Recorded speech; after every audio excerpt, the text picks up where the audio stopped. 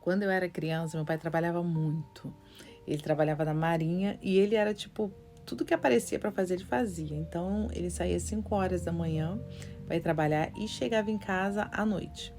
E quando ele chegava em casa à noite, a gente já estava de banho tomado, já tinha jantado, né? Então a gente ficava naquela ansiedade para ver. E durante o dia, eu criança, eu chorava, porque eu era muito agarrada com meu pai. Então eu chorava, chorava, chorava, porque eu queria meu pai. Aí minha mãe pegou uma foto dele e colocou, e me dava foto, né? E eu ficava olhando assim a foto, ai que eu chorava mesmo.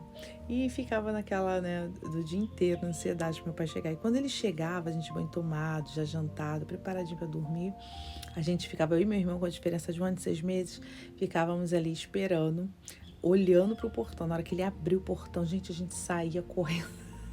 Um atropelando o outro, porque a gente queria, para ver quem ia dar o primeiro beijo, quem ia dar o primeiro abraço. E aí meu pai levava os dois pro quarto, a gente deitava e ele que a gente ficava aguardando ele chegar para ele colocar a gente para dormir, porque a gente só dormia quando ele contava história pra gente dormir. E ali ele deitava do nosso lado e começava a contar as histórias dele. Ele tinha uma história que ele contava todo dia a mesma história, e a gente não cansava. Era a história dos dois toureiros. A história era assim, uma história que não tem fim. Ela conta assim: era uma vez dois toureiros. Os dois disputavam a mesma mulher. Um sacou da faca, o outro da faca sacou. Pensa que os dois se feriram? Pensa que os dois se mataram? Eu vou te contar como aconteceu. Era uma vez dois toureiros. Os dois disputavam a mesma mulher. Gente, isso não tinha fim. E aí, quando a gente cansava de ouvir, ele falava: agora eu vou contar a história do trem velho. Gente, a história do trem. Ele começava a contar a história do trem, só que, coitado, ele já estava tão cansado que ele dormia. Quando a gente vê, já estava roncando. E a gente ficava: pai, pai, pai. E ele já estava lá no mundo dos sonhos.